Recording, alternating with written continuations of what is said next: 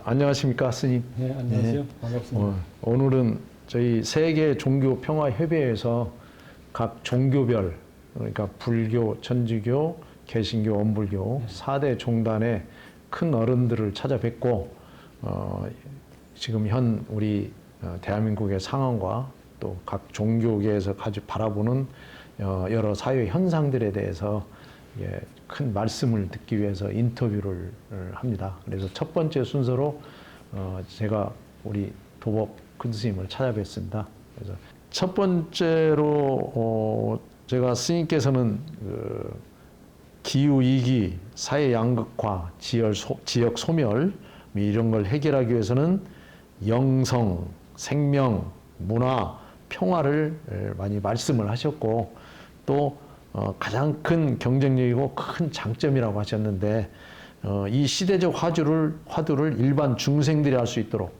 좀 이렇게 쉽게 설명을 해 주셨으면 감사하겠습니다. 네. 전라북도 불교계가 그동안은 불교 자체를 발전시키기 위해서 애써 왔다고 한다면 이후부터는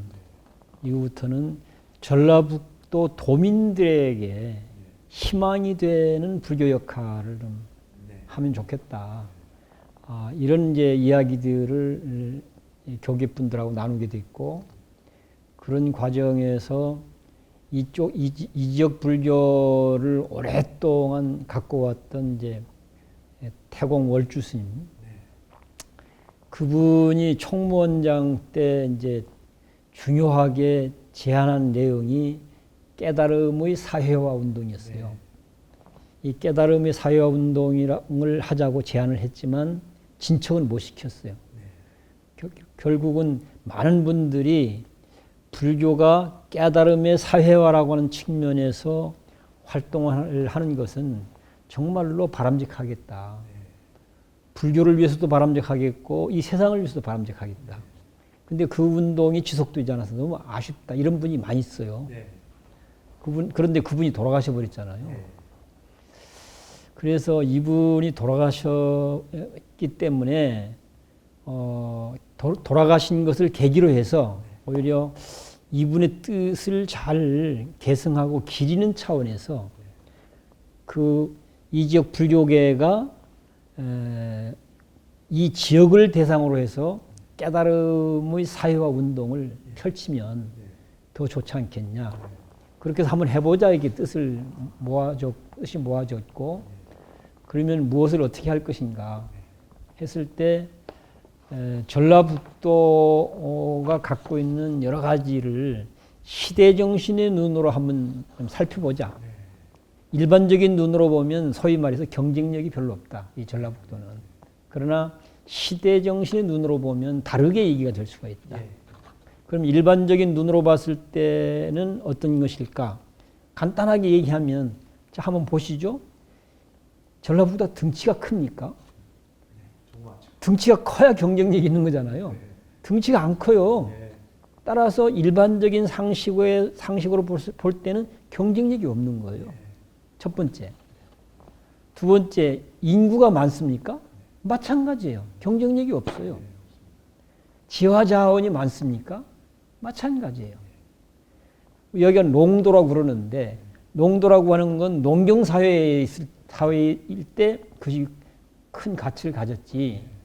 이게 산업화되어진 현대에서는 오히려 농토라고 하는 건 사실은 큰 의미가 없는, 거의 버림받는 수준의 상황인 것이죠. 그래서 이게 일반적인 상식의 잣대로 보면 전라북도는 경쟁력이 없다. 경쟁력이 없다는 얘기는 뭐예요? 미래의 희망이 없다는 얘기를 도달하잖아요. 따라서 우리가 이런 관점에서 그동안 수십 년간 새만금을 붙잡고 사실은 애써 왔어요. 그래서 답을 찾기는커녕 오히려 늪에 빠진 상황 같아요. 제가 보기에는.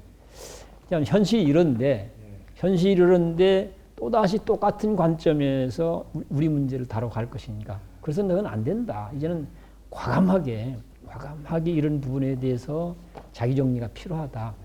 그래서 시대 정신의 21세기라고 하는 시대 정신의 눈으로 전라북도의 가치를 보게 되면 정말 중요한 가치들이 드러나기도 하고 그 가치야말로 미래 사회에 대단히 경쟁력 있는 가치가 되는 것이기 때문에 오히려 그런 걸 중심으로 전라북도의 오늘과 내일을 모색하면 좋겠다.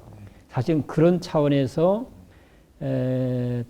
시대 정신으로 전라북도를 보게 되면 지금 여기 이제 질문 속에 들어있는 것처럼 뭐 영성의 가치, 생명의 가치, 문화의 가치, 또는 적정 규모의 가치, 또는 자연 생태의 가치, 뭐 다른 지역에 비해서 전라북도만이 갖고 있는 특별함들 굉장히 많습니다.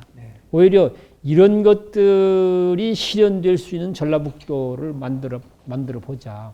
이렇게 되면은 저는 이거는 뭐 세계적으로 주목받는 전라북도가 될 수 있다고 보거든요. 이런 것들이. 그래서 깨달음의 사회화 운동 차원에서 전라북도를 새로운 눈으로 보고 해석하고 그래서 21세기 시대 정신이 구현되어질 수 있는 그런 전라북도를 꿈꿔보면 좋겠다 해서 사실은 이제 이런 얘기들을 나누게 됐던 거예요. 그런 얘기를 나누게 됐던 것이고요. 참 우리 스님께서 저희들이 가지고 있는 고정관념, 그 지역이 발전하려면 뭐 공업단지가 발전해야 되고 산업화가 돼야 되고 인구가 많아야 되고 라고 하는 기존의 그 고정관념을 깨고 이 시대가 요구하고 있는 이 시대의 가장 강점이 될 수 있는 영성이랄지 생명이랄지 문화랄지 평화를 하나의 화두로 이렇게 제시하신 부분은 정말로 저희들이 우리 전북이 새로운 발판을 삼을 수 있는 새로운 시각의 새로운 문제 제기가 아닌가 이런 생각이 듭니다. 그래서 아주 좋으신 말씀으로 잘 해주셔서 감사드리고요. 그러면 이를 실천하기 위한 어떤 이런 방안 같은 거 있으시면 한 말씀 해주시죠. 어떤 저도 남원 산내라고 하는 시골에서 그런 대안을 찾기 위한 활동들을 작은 실험을 통해서 계속 해왔기 때문에 그런 과정에서 전라북도가 이미 갖고 있는 것들도 있고 또 시대에 맞게 새롭게 모색하는 것들도 많고 의외로 많이 있다는 생각이 들어요. 이미 진행된 내용들이 마을 공동체 운동 같은 것도 그렇고 전주천 살리기 운동 같은 것도 그렇고 다양하게 보면 대단히 좋은 것들이 많이 있더라고요. 그래서 오히려 그런 부분들을 우리가 좀 더 좀 잘 드러나게 또 더 안정적으로 유지될 수 있도록 뭐 이런 것이 아마 좀 정책적으로 이루어지면 더 좋지 않겠는가 이런 생각이 하나 들고요. 두 번째는 제가 여기가 지금 혁신도시인데 혁신도시 와 보니까 생명 얘기들을 많이 하고 있더라고요. 생명 농업 얘기도 하고 뭐 등등등. 이것도 굉장히 좋은 거죠. 이런 것들이. 이런 부분들이 어떤 시대 정신을 우리 지역에서 선구적으로 잘 소화시켜가는. 그래서 시대 정신에 맞게 이미 이루어진 것들 많이 있다고 저는 봐요. 그런 것들을 좀 잘 가꾸는 것이 아마 필요하지 않겠는가 하는 생각이 들고, 세 번째는 새로 시도하는 일들인 거잖아요. 새로 시도하는 일들은 저는 어쨌든 직접은 관계를 못했지만 남원 쪽에서 이렇게 지켜봐 올 때 최근에는 어쨌든 새만금 문제로 사실은 우리 안에 내상들을 많이 입었죠. 내상들 입더라도 뭔가 크게 이루어졌으면 괜찮은데 그렇게 되지도 않았고 앞으로 기대할 만한가 그렇지도 못하고 상황이 그렇잖아요. 내상만 입은 셈이죠. 그러나 이 도민들이 내상을 입었는데 그 내상의 내용은 보면 우리가 상대적인 뭐 열등감, 패배감, 피해의식, 좌절감 이게 상당히 커요. 우리가. 나는 이 부분이 치유되고 회복되는 작업을 우리가 주체를 해야 된다고 봅니다. 제가 이제 그 전에 금산사 87년 때 화재가 나고 그걸 수습하면서 내가 금산사에서 불교 일을 한 적이 있는데 그때 느낀 부분이에요. 지금 설명 들은 거다. 그런데 주로 이것을 해결하는 방식은 정치적이에요. 그래서 김대중 대통령 만들어내는 것이 마치 이런 것들 해결하는 길인 것처럼 물론 그것도 도움은 되죠. 그러나 이거는 누가 도와준다고 해결되는 부분은 적고 주체적으로 이건 사실 스스로 치유해내고 회복해내야 되는 거거든요. 이런 것들이. 저는 전라북도가 이 문제를 우리가 좀 정직하고 겸손하게 인정할 거 인정하고 직시할 건 직시하고 그리고 우리 함께 이걸 치유하고 회복하자 이렇게 가야 된다고 보거든요. 그래서 적어도 지금부터라도 전라북도의 이런 기후위기를 비롯한 시대정신의 응답이 되는 전라북도를 만들어가기 위해서는 공을 들여서 해야 될 일은 저는 전라북도 도민이 합의를 통해서 전라북도 미래를 만들어가는 가는 길이 저는 이제 뭐라고 할까 왕도라고 봅니다. 왕도라고. 그러니까 근데 우리 해보면 다 편가를 해서 맨날 그러잖아요. 그렇습니다. 우리가 전라북도 도민이 필요한 그런 소위 이제 담론의 광장들을 만들어내고 도민이 주체가 되어서 감론의 광장에 참여해서 우리 동네를 어떻게 만들어갈 것인지, 우리 전라북도를 어떻게 만들어갈 것인지 이런 것들을 충분하게 논의하고 또 지혜를 모으고 합의를 이루어서 그래 이렇게 해보자. 난 이렇게 우리 문제를 다뤄가면 자연스럽게 그 과정에서 전라북도 도민들 가슴 속에 응어려져 있는 그런 부분들이 치유되기도 하고 회복되기도 하고 동시에 어쩌면 대단한 자신감과 자부심으로 우리의 미래를 당당하게 열어가도록 하는데 결정적인 역할을 하지 않겠는가. 저는 뭐 실천이라는 얘기를 치면서 그 부분을 가장 중요하게 봐야 하지 않겠나 생각을 하고요. 지금도 전북 생명평화 포럼이라고 하는 얘기마당을 조그만 얘기만 해가고 있는데 거기서도 좀 이런 얘기들을 하고 있습니다. 어쨌든 도민이 화합해서 함께 갈 수 있는 그러기 위해서는 도민을 주체로 세우기도 하고 도민들 스스로가 그런 담론을 통해서 답을 찾고 만들어가기도 하고 그러면 자연스럽게 우리가 갖고 있는 문제를 극복하기도 하고 새로운 길을 열어가는 힘도 거기서 나오지 않겠나. 감사합니다.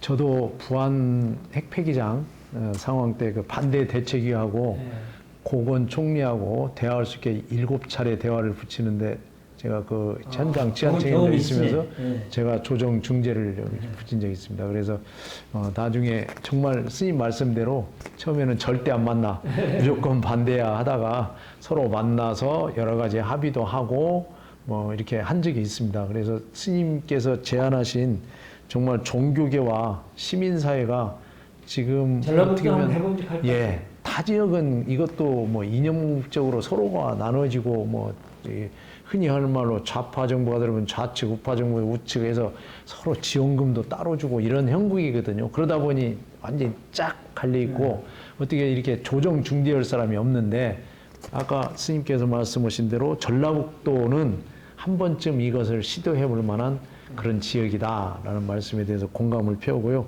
아마 그래서 스님께서 생명평화포럼 준비위원회 이걸 이렇게 만드셨던 것 같습니다. 근데 정말 생명평화포럼 준비위원회 그 발족한 걸 제가 기사로 좀 봤습니다. 근데 너무 좋고요. 그래서 이 시대 정신 그리고 이런 갈등, 이런 패거리 문화 이런 걸 해결하기 위한 방책 중에 하나로 아까 말씀하신 시민사회와 종교가 연결되는 그런 형태이신지 한번. 이 부분은 아직 저는 뭐 사실은 이것을 같이 하고 있긴 한데 내가 직접 뭔 일을 하고 있거나 그러진 않거든요. 그래도 이런 쪽에 관심 있는 좀 나보다는 좀 젊은 분들 이런 분들이 이제 준비 모임을 계속 하고 있어요. 거기서 이제 어떤 그림을 만들어낼지는 알 수 없고요. 다만 이것과 관계돼서 지금 전북 생명평화 포럼이란 이제 단체라고 해야 되나? 뭐가 만들어지긴 할 것 같은데요. 그런 준비를 하고 있고 실제 내용은 그런 아까 좀 젊은 세대들이 만들어가고 있다는 말씀이고 다만 그것과 연결시켜서 시대 정신과 우리 현실의 문제 그런 것과 참고해서 생각해 볼 것으로는 최근에 우리가 이제 오염수 문제 때문에 시끌벅적하잖아요. 그런데 우리가 경험한 이제 내용을 갖고 얘기를 해보면 한번 보세요. 뭐라고 할까? 과학적으로 밝혀지는 내용도 온 우주 유형무형의 모든 것들이 유기적 공동체 또는 유기적 공동 운명체라고 해석될 수밖에 없는 형태로 밝혀지고 있어요. 첫 번째 보면 과학, 지금 과학 시대니까 과학 얘기를 한단 말이에요. 두 번째는 역사 경험도. 경험은 최근에나마 코로나19가 가장 직접적인. 지구가 온통 한 집안이라고 하는 걸 우리가 경험하잖아요. 그러니까 역사 경험으로 봐더라도 그건 우리 모두가 공동 운명체라고 하는 것들을 경험하고 있어요. 또 성인들의 가르침도 보면 사회 동포네 뭐 이런 거 다 옛날부터 그렇게들. 그래서 지금 우리가 확인한 현 주소는 온 우주 유형무형의 모두는 우리가 공동 운명체다. 통틀어서 한말로 얘기하면 우리 모두가 한 몸이고 한 마음이고 한 생명체다. 이게 되죠. 자, 이런 관점에서 보면 핵 오염수 문제는 누구의 문제인가 하는 겁니다. 지금은 일본 문제 이렇게 되어 있는데 우주까지 가지 말고 지구촌으로 좁혀서 봅시다. 그러면 지구촌 우리 모두가 공동 범죄자이기도 하고 공동 책임자이기도 한 거예요. 우리 시대 정신으로 보면 옛날에는 대한민국 무슨 일본 이렇게 민족주의 국가주의 틀로만 모든 것들을 바라봤지만 지금은 그거 갖고 안 된다는 결론을 났잖아요. 적어도 우리 이제는 인류라는 관점에서 지구촌이라는 관점에서 문제를 바라보고 다뤄야 된다고 하는 게 시대 정신이 요구되고 있는 거예요. 그래서 그렇게 보면 핵오염수 문제로부터 나는 아무 책임도 없어 할 수 있는 사람이 있겠는가? 없어요. 그럼 누구나 다 자기 문제일 수밖에 없고 자기가 책임을 져야 될 마땅한 일인 거예요. 적어도 지구촌의 현실과 미래를 위해서. 그럼 어떻게 해야 되겠습니까? 같이 나서야죠. 같이. 그래서 저도 핵 오염수 문제도 단순하게 무슨 뭐 일본의 문제 또는 한일의 문제 또는 뭐 방류하는 걸 찬성하냐 반대하냐 단순히 이렇게 다뤄서는 안 된다고 봐요. 이런 것은 너무 구태의연한 방식이라고 봐요. 그러면 우리가 경험했던 역사 속에서 파악되어진 내용, 그렇게 시대적으로 정리되어지는 내용, 그런 시대 정신으로 보게 되면 오히려 오염수 문제도 우리 모두가 책임자다. 따라서 이걸 풀어내는 것도 우리 모두가 내일처럼 나서 풀어야 된다. 자, 이런 관점. 그래서 그걸 뭐 옛날로 말하면 사회 동포의 마음으로 또는 인류의 마음으로 이거 어떻게 하는 게 좋을까? 또 한 가지 우리가 놓쳐서 안 될 부분, 핵 문제는 이게 시작도 아니에요. 이건 우리에게 주어진 지상 과제죠. 일본만의 문제도 아니고요. 언제 어디든지 벌어질 수 있는 일들입니다. 벌어질 수 있는 위험성을 우리는 계속 만들어내기도 하고 있고 우리 스스로가. 그러면 이번에 이 문제를 시대 정신의 응답이 되도록 풀어내고 만들어내는 것은 우리 미래를 위해서 대단히 중요한 거예요. 이걸 단순하게 좀 국가주의로 민족주의로 가갖고는 시대적 과제인데도 불구하고 이 문제를 시대 정신에 맞게 바람직하게 새로운 길을 열어가는 데는 도움이 안 돼요. 이렇게 다뤄갖고요. 그래서 그렇게 봤을 때 좀 더 단순화시켜 보면 만약 일본 상황을 놓고 봤을 때 일본이 지금 이제 하나는 국내에서 해결하는 방식 하나 자체에서 그것도 있다더만요. 하나는 지금 방류하는 방식인데 대다수는 우리나라 사람들은 아이고 국내에서 해결해라. 괜히 다른 사람들 신경 쓰게 하지 말고 피해 주지 말고 이런 얘기인데 이 얘기 들어보면 그거는 경제적으로나 뭐 이런 것이 대단히 뭐 부담이 크다는 얘기가 또 있더라고요. 만약에 이게 사실이라면 자 국내에서 해결할 수가 있는데 경제적 부담이 너무 커서 이것을 감당하기가 어려우니까 우리가 방류하는 방식으로 간다. 이게 사실이라면 우리가 공동 운명체라면 전 인류가 우리가 다 나서서 야 우리 돈 부족한 거 우리 돈 모아서 보탤게 이럴 수도 있는 거 아니에요? 예, 후쿠시마 원전 터졌을 때도 네. 소송 보내고 했거든요. 예. 그러니까 돈이 부족해서 문제라면 우리가 도울게. 도울 테니까 국내에서 이거 해결하게. 예. 다른 사람들 신경 안 써도 되게. 난 이런 방식의 접근, 이런 것들은 시대 정신을 살리는 접근 방식인 거예요. 못할 거 없거든요. 그렇습니다. 나는 이런 문제를 이런 방식으로 시대 정신에 맞게 이런 문제를 풀어내고 만들어내는 것이 지금 진영하고 있는데 진영의 틀을 훌쩍 넘어서는 길이라고 봐요. 그런 것들이. 그래서 전라북도가 좀 이런 관점에서 우리 문제를 다뤄가는 길을 열어내는 것은 우리 스스로를 위해서도 바람직하지만 한국 사회 전체를 향해서도 대단히 큰 화두를 던지는 길이라고 봐요.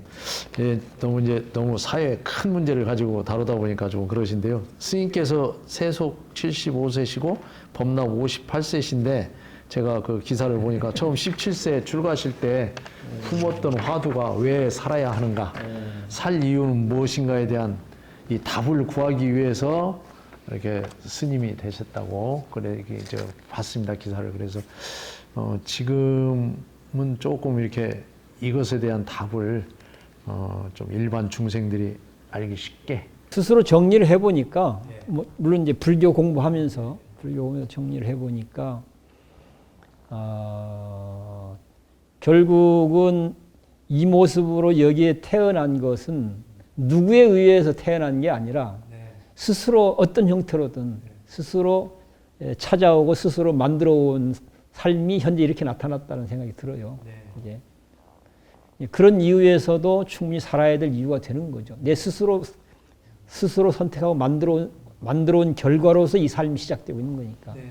첫 번째는 그런 생각이 들어서 충분히 당연히 내가 살고 싶어서 왔는데 살고 싶어서 왔으면 잘 살아야지. 다른 생각하는 건 어리석은 일이지. 그런 것들이 나름대로 꼼꼼히 정리를 해보니까 스스로 찾아온 삶이다. 또 스스로 만들어온 삶이고 따라서 스스로 미래도 만들어가고 스스로 미래 삶도 살아가는 게 마땅하다 하는 게 제가 정리한 내용이고요.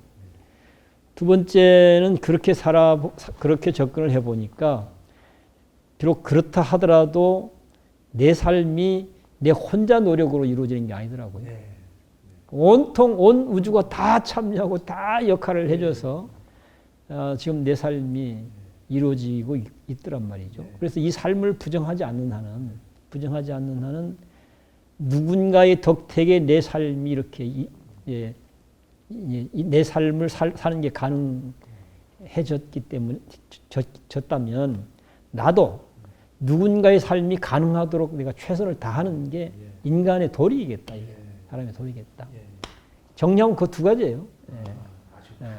정리하면 스스로 찾고 스스로 만들어온 삶이 이렇게 나타나는 것이기 때문에 잘 살아가는 것이 기본이어야 한다.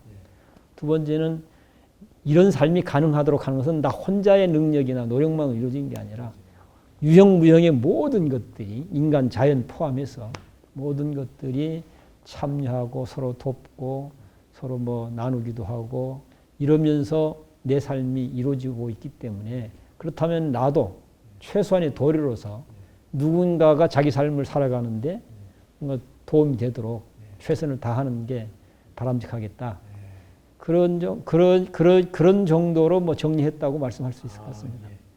그러면 이 삶 쪽에 있으면 반대쪽은 죽음이잖아요. 그래서 그렇게 이제 잘 살아야 되고 또 타인을 위해서도 어떤 방향도 제시해 주시고 이렇게 하는데 그럼 죽음에 이렇게 항상 종교의 문제나 누군가는 사람들은 항상 그 죽음의 문제를 언젠가는 맞닥뜨리기 때문에 항상 그 문제를 잊고 살지만 그 문제에 대해서 간혹 한 번쯤은 생각을 하거든요. 그렇죠. 이 삶과 죽음 이 부분에 있어서의 삶의 문제는 이렇게 이제 간결하게 정리하셨는데 죽음을 맞이하는 어떤 보통의 어떤 사람들의 태도는 어떤 태도면 좋겠는가라는. 최근에 이제 어디 책 소개한 걸 보니까 미국의 홍창성 교수가 쓴 책이라고 소개했는데 책 제목이 보니까 불교 얘기예요. 난 내용을 못 봤는데 제목이 보니까 그런 자는 없어. 그런 자아는 없다. 무아론 얘기죠. 그냥 없다가 아니고 그런 자아는 없다. 예. 그런 책 제목이 그렇다 하더라고요. 그러듯이 우리가 생각하는 그런 생은 없다. 사람들이 생각하는 그런 사도 없다. 우리는 생은 좋은 것이고 사는 나쁜 거라고 생각하잖아요. 예. 그건 사람들 생각이고 실제는 그렇지 않다고 하는 게 제가 불교를 통해서 배운 내용이기도 하고 또 일상적으로 경험하는 것들을 관찰하면서 연결시켜서 보니까 그 말이 타당하다고 하는 것에 공감이 되기도 하고 그러더라고요. 그래서 이런 부분을 잘 파악하고 이해하는 일이 대단히 중요하겠다는 생각이 들었어요. 그런 것들이. 그래서 불교에서는 이제 연생, 연멸 그러거든요. 생이라고 하는 것이 존재하는가? 하고 물으면 부처님은 생이라고 하는 것이 존재한다고 하면 그건 단견이야. 라고 얘기를 하고 있고 그럼 생이라고 하는 게 없는 것인가? 생이라고 하는 게 없다 하면 그것도 단견이야. 그러면 뭔데? 어떻게 해야 되는 건데? 하니까 태어날 수 있는 조건이 만들어지면 태어남으로 나타나기도 하고 사라질 수밖에 없는 조건이 만들어지면 사라지는 거야. 이렇게 얘기하고 있어요. 그러면 생멸이라고 하는 거는 생멸은 생사 이런 얘기가 되는 건데 생멸이라고 하는 것은 조건 따라 만들어지기도 하고 조건 따라 사라지기도 하는 것이란 말이죠. 이런 것들이. 그러니까 그거는 뭐라고 얘기해야 되나? 뭐의 비유가 될까요? 손뼉소리의 비유가 될 수 있어요. 지금 손뼉소리가 있습니까? 없죠. 왜 없을까요? 조건이 안 만들어졌기 때문이에요. 그래서 조건이 없는데 딱 조건이 만들어지면 즉각 나타나는 거예요. 이게 이제 생명활동의 현상이라는 거죠. 이렇게 생명활동의 현상. 그래서 삶을 잘 알고 삶을 잘 살면 죽음의 문제는 걱정하지 않아도 된다. 이렇게 전 정리를 할 수 있었습니다. 그래서 결국은 삶의 문제는 늘 지금 여기에서 답을 찾아야 되고 답이 나오게 되어 있기도 하고 그렇게 살아야만 삶을 우리가 훨씬 더 활발하게 살아갈 수 있다. 긴 시간을 이렇게 해주시는데요. 마지막으로 이제 생존 공부는 저희들 중생들한테는 늘 인생 공부 하는데 인생 공부를 좀 열심히 해라 해서 생존 공부하지 말고 인생 공부를 해라. 근데 그 중생들은 보통 우리 시민들은 처절하게 아침부터 밤까지 생존 싸움을 해야 먹고 살거든요. 흔히 하는 말해서 의식주 해결을 위해서. 물론 조금 풍족한 사람들은 그렇게 치열하게 안 살아도 좀 편하게 할 수 있지만 근데 스님께서 생존 공부도 물론 열심히 하지만 인생 공부를 해야 된다. 그런데 인생 공부를 평상시에 일상생활 속에서 보통의 사람들이 이렇게 할 수 있는 방법이랄까? 수양 방법? 이걸 한번 한 가지만 이렇게 해주시면 감사하겠습니다. 우리가 보통 이제 인간은 빵만으로 살 수 없어 그렇게 얘기하잖아요. 그런데 현실은 빵이 곧 경제 논리로 나타나는 거잖아요. 빵 얘기가. 경제만이 답이야. 경제만이 희망이야. 이렇게 가고 있단 말이죠. 그렇게 해서 우리는 어마어마한 걸 이뤄냈어요. 물질적 풍요로 얘기하면 뭐 넘치게 풍요로워졌고 편리로 얘기하더라도 사실 넘치게 편리해졌죠. 우리는 당연히 지금으로부터 한 100년 전에서 바라본다면 100년 전에는 배고픈 시절이 있기 때문에 풍요로워지는 것하고 편리해지는 것하고 풍요와 편리가 이루어지면 당연히 그건 좋은 세상이야. 당연히 우리는 행복해. 그러고 우리는 풍요로워져야 되고 편리해져야 돼. 이렇게 축제하게 달려온 거잖아요. 그리고는 거의 뭐 기적이라고 얘기할 만큼 풍요로워지고 편리해졌습니다. 그런데 못 살겠다라고 하는 아우성, 못 살겠다라는 비명소리는 해결되지 않고 있어요. 만약에 이 비명소리가 해결될 수 없다면 그 풍요가 무슨 의미가 있는가? 편리인들 무슨 의미가 있는가? 그래서 이 비명소리가 해결될 수 있도록 하는 것이 답이지 풍요가 답이거나 편리가 답일 수는 없다는 얘기죠. 그렇기 때문에 경제만이 답이야, 경제만이 희망이야라고 하는 것은 이건 잘못된 사고방식들이기 때문에 이런 부분이 잘못되었다는 사실을 정확하게 직시를 하고 정확하게 인식을 하는 게 필요하다고 봐요. 하나는. 그 곁들여서 이렇게 뭐 묻지마 범죄, 무차별 범죄 이 나오는 것도 바로 그런 어떤 생존 공부에 너무 그러니까 결국은 빵만으로는 해결될 수 없어. 그는 뭐가 있어야 된다는 얘기잖아요. 뭐가 있어야 된다는 얘기인데 우린 그 부분은 천착을 안 했던 거예요. 오직 빵을 향해서만 달려. 빵은 어마어마하게 풍요와 편리로 나타났어. 근데 비명소리는 계속 악화되고 있어. 비명소리는. 왜 그럴까? 하고 보면 왜 빵만으로는 안 된다고 했는데 그렇다면 빵 말고 더 있어야 될 게 있다는 얘기인데 그게 뭔지를 우리는 그동안 다루지 않았던 거죠. 일단 이것이 하나의 우리가 깨달아야 될 부분이다. 그럼 그것이 빵 말고 다뤄야 될 게 뭘까? 그걸 저는 인생 공부라고 얘기를 하는 겁니다. 인생 공부. 아유 스님 긴 시간 정말 좋으신 말씀 정말 이 전체 어떤 그 이 국가 사회 인류 전체에 대한 그 큰 통찰력으로 바라보시는 그 말씀에 정말 감명받았습니다.